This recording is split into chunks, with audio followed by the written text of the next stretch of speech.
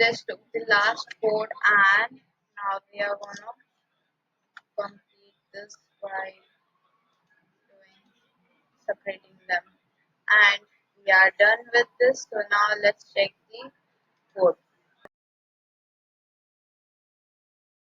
running. Let's check it running.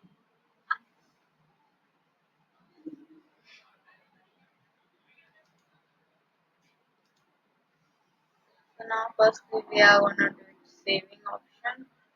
Firstly we gonna do the save.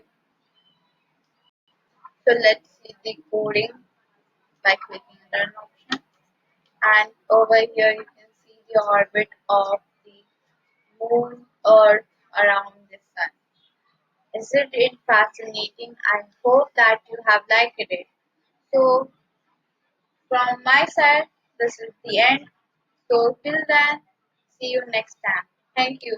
And also, if you want more projects like this, just tell me in the comment section. Then click.